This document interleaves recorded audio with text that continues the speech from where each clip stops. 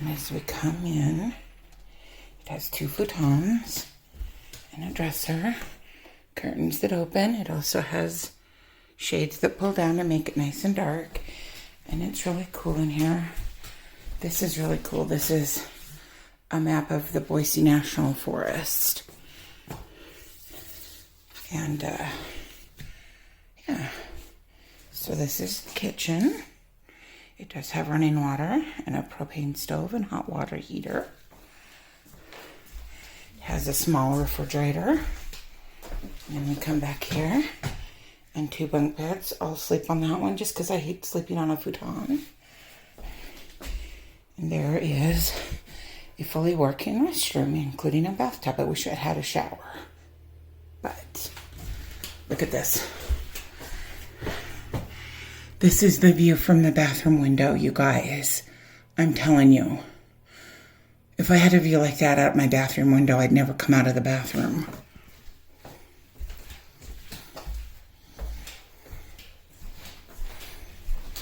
And this is kind of cool.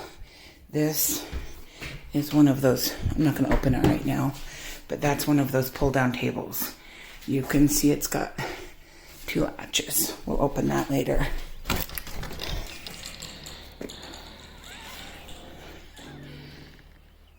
And so it's got outbuildings.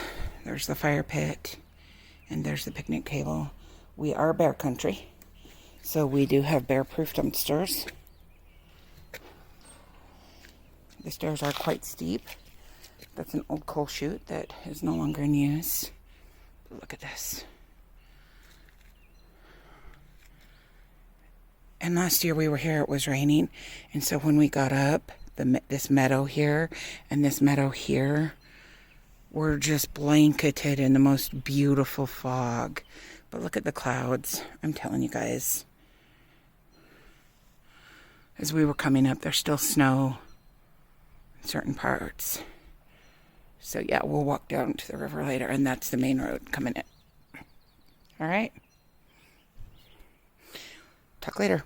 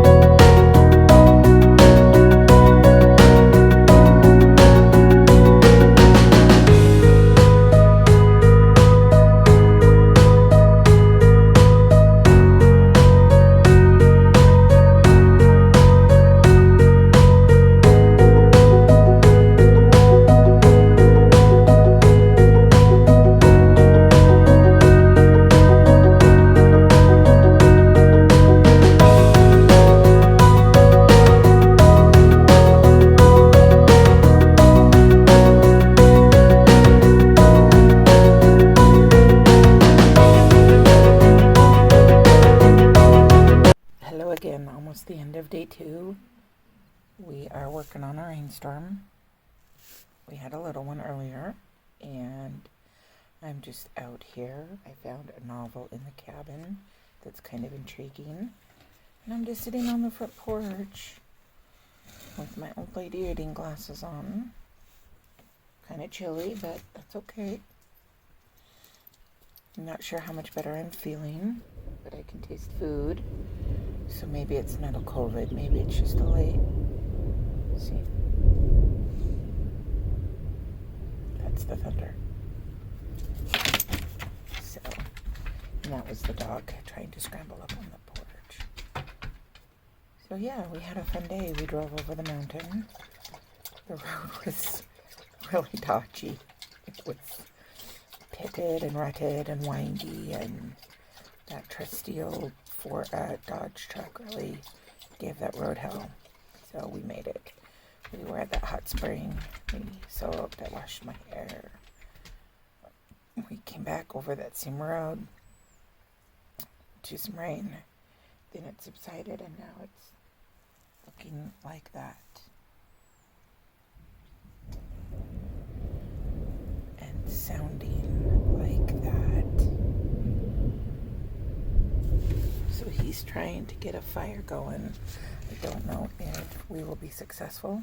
I don't know how long that storm is going to hold off.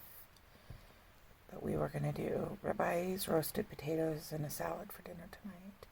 We'll still do that. I just don't know if it'll be on the fire.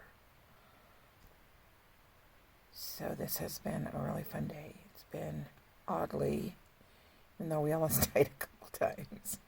I'm not exaggerating. There was one time coming back when we hit a rut in the road. And when I say road, I'm not talking a 4-lane highway. I'm talking a narrow forest road that is wide enough for one vehicle. So if another vehicle were coming down, it would have been really ugly. Anyway, it was good.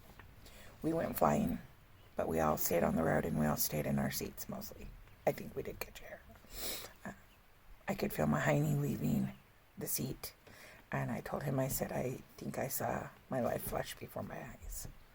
But he's a great driver, and he took good care of us, so there's that. Anyway, I'm just going to sit out here and read my book. I'll come back on if it starts raining. Here comes that thunder.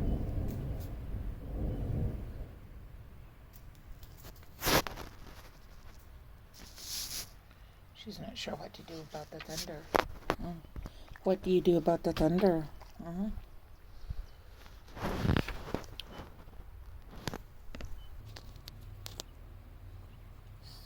People are driving around this way.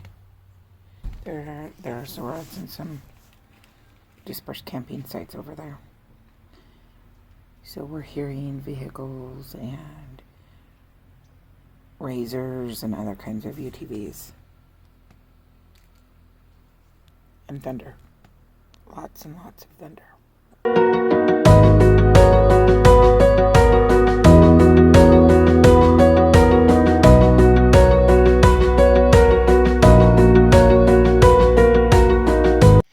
Okay, I'm going to get my potatoes ready.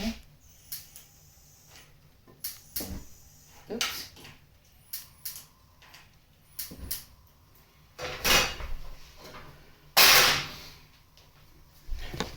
I am a huge believer in staging vegetables, so I have some onions pre-chopped at home.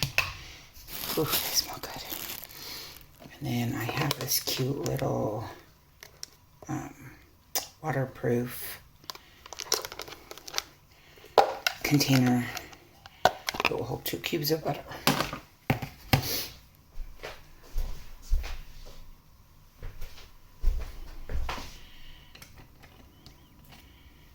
So I'm gonna saute these onions. Oh, you know what? I'm gonna have to move my phone for a minute.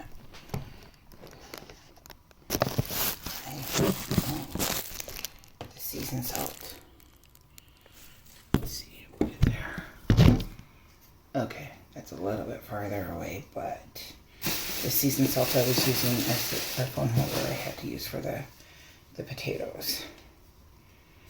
So I just found a couple things from the cabin. It's kind of cool. They have the dishes are all stocked. Sometimes they're seasoned, sometimes they're not. People leave things, so.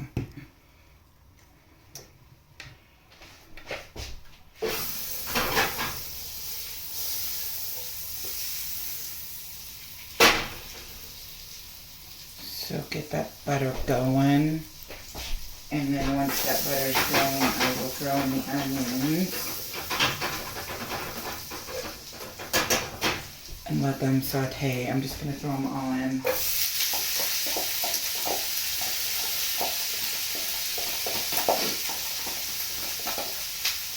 Okay. Alright, and then I'll just go back in my cooler.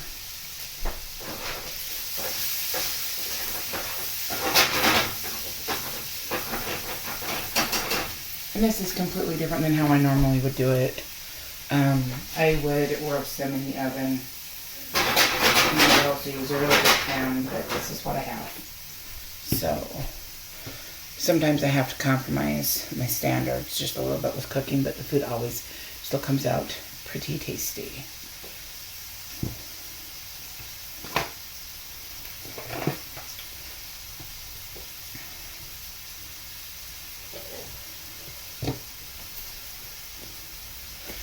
Yeah, so, what else did I want to mention? It's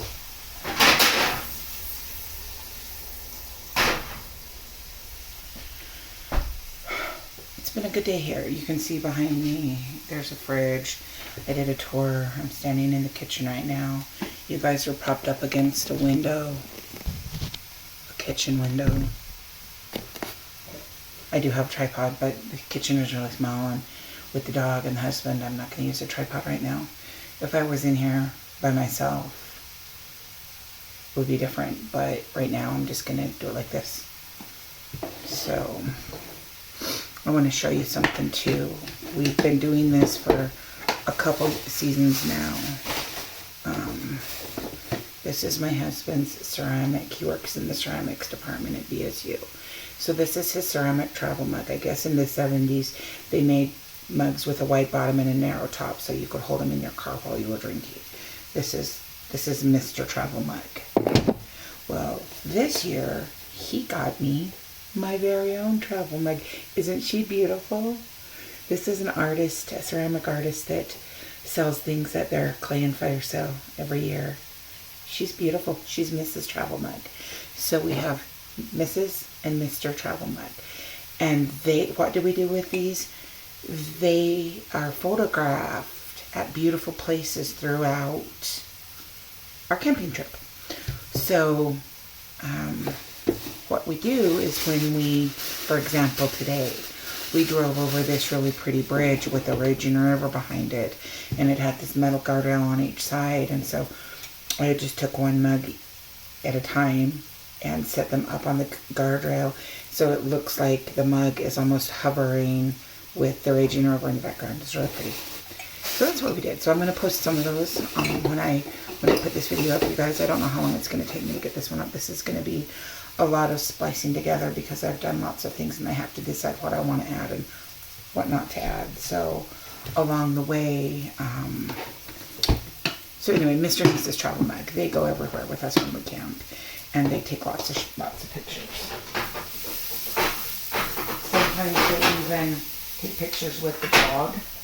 Like today they took a picture with my husband and the dog. Oh, how's it going? So he's come in to get the steaks. I've got the potatoes in the pan. They're kind of crowded, but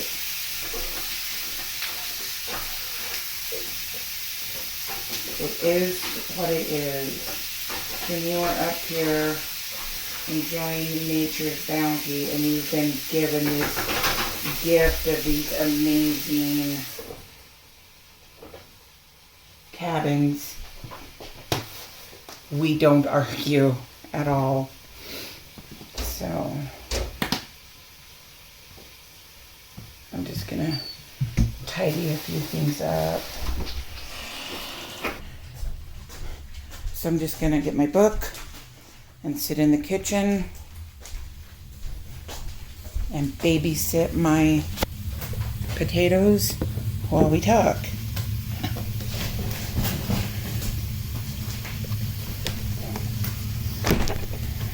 Oop. Yeah. So what were my key takeaways? My key takeaways are this. Enjoy the moment. Life is a journey.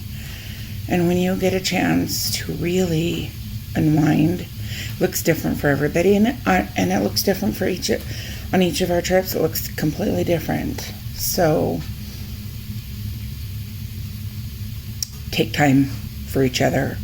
We had a chance to talk while we weren't trying to die. There was a patch of road that wasn't as bumpy and jumbly. And we reconnected. His mom passed away last month. He's been her caretaker for 18 years. Yes, I said that right. His dad died in 2005. And she hasn't always needed as much help, but she has needed help. So for 18 years, you guys, he went to her house after work and did what he needed to. He mowed lawns on the weekends. He trimmed bushes and helped her plant flowers.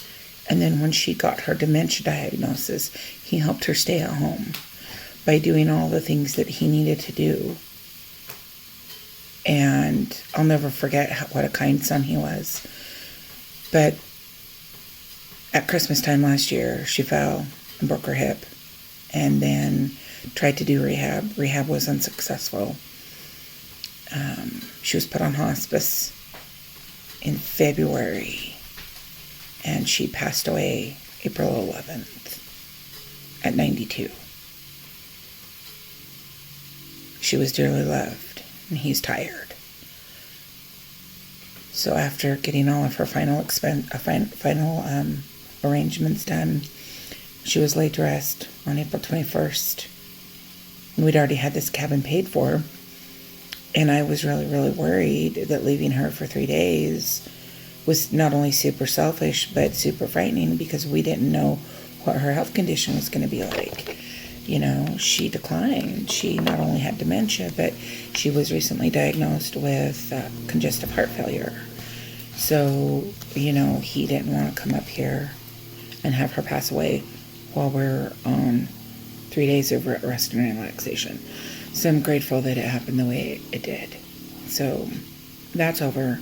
He's working on estate stuff right now, but that can wait. That's not, time critical. So here we are in the beautiful Boise National Forest. And although I haven't felt great today, it's been my goal to enrich and lift him up. And he's out there in the rain cooking me a ribeye. You guys, think about that. I didn't ask him to. In fact, I made it very clear that he doesn't have to cook my steak in the rain. He's out there cooking steak in the rain. That's how much I love him. And that's how much I had the flame up too high. These cabins have propane stoves. And they are very similar to natural gas, the way they cook. And I have natural gas at home. But sometimes I get really distracted. And I forget. And when you're sauteing onions, they can burn really quickly. But that's okay. I'm not worried. Life is as stressful as you make it. So he is out there in the state, like I said, out there in the rain, cooking my steaks. We reconnected. We talked a little bit about grief and loss and guilt. And he is going to go to some aftercare grief support sponsored by the hospice that took good care of her. The hospice chaplain officiated. She was not religious at all.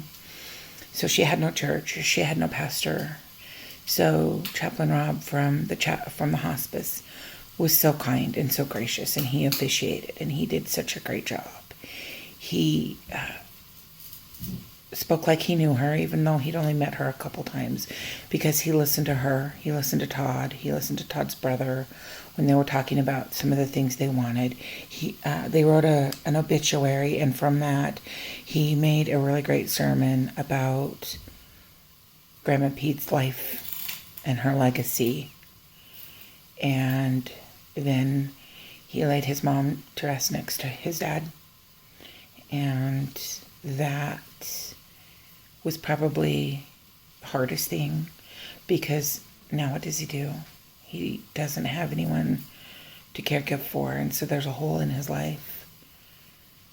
And I think he's been trying to fill that with getting her house sold and all the things in her house that she's been collecting for over 70 years, because they bought that house in the, I think, 1954.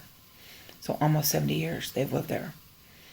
And it has 70 years worth of belongings that he has to go through. And so that's what we're doing right now.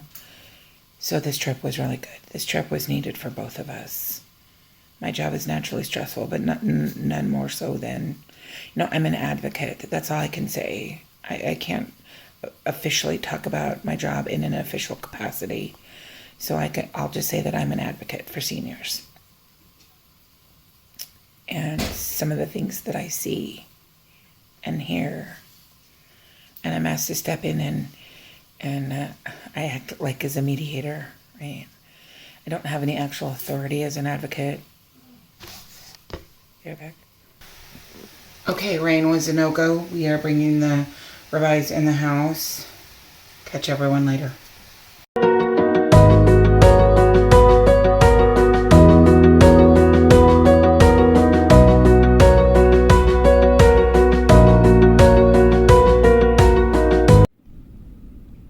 Barber Flats Ranger Station is situated in the picturesque Boise National Forest and directly adjacent to North Fork Payette River. Idaho City is the closest populated city, with summer tourism, hunting, fishing, and camping as its primary source of economic support. Barber Flat Ranger Station is one of several historic guard stations maintained by the Idaho City Ranger District. The Civilian Conservation Corps, or CCC, built ranger stations in the 1930s all throughout the Idaho mountains to oversee logging, road construction, train track construction, and other modernization modalities. As use of the guard stations decreased, so did the budget to maintain them. Rangers were also no longer needed to oversee work duties. As a result, these ranger stations often sat unoccupied for many decades. How did Barber Station specifically get its name? There are two possibilities about how it became known as Barber Flats. In 1907, timber rights were sold to the firm of Connors and Wright, who in turn subcontracted the timber sale to the Barber Lumber Company. An early ranger on the Boise River reminisced that Barber Flat was named after the loggers that went in to log for the Barber Logging Company just outside Boise Valley. The other theory is that in association with the timber sale of 1907, a Forest Service employee named Charles Barber was assigned to oversee the timber sale and was hired as a ranger. It is possible that the region could have taken its name from either of these sources. The site's current dwelling was constructed in 1935 with a grand cost of $2,758.64. I haven't done the conversion, but I'm pretty sure that it would be several $100,000 by today's standards. In 1956, the Improvement Maintenance Plan recommended construction of a chimney, although according to the earlier photography shows the chimney already in place, so that never happened. The cabin, including the interior, remains much the same layout, with the addition of a bathroom and removal of the old latrine on site in 1984. Barber Flats has running water but no electricity. Propane lights have been installed to give light to guests during evening hours. All the outbuildings that you see in the videos are also original to the 1930s, including the carriage house located at the rear of the property. Barber Flats Ranger Station can be easily accessed by car from Idaho Highway 21 in the summer months and is approximately 26 miles due east of the turnoff and is only available for rental use during the fire season, most likely due to the location and lack of accessibility in winter months. Trailheads and natural mineral hot springs dot the landscape near this and other rental cabins. Adventure awaits for a wide diversity of enthusiasts. Recreation enthusiasts travel from all over the country to play in the beautiful Idaho mountains. if you are interested in renting the Barber Flats Ranger Station, visit recreation.gov and sign up. Cabins go quickly. Reservations as soon as they open, they're snatched up, so plan accordingly. And through the luck of the draw and some careful timing, you might be able to snag a rental. In 1987, the Forest Service purchased these ranger stations and renovated them to become rentals, and that's how they've supplemented the income through keeping these cabins alive and well. And I just have to tell you, this was the Barber Station narrative. I love learning the history of these old cabins. There are many old cabins that we stay at. This is the second time we've stayed at this one, and it's delightful, as you saw through my video. Thank you for allowing me to do this presentation, and hopefully we all learned how wonderful it is. Get out there and be adventuresome. Live life in the mountains.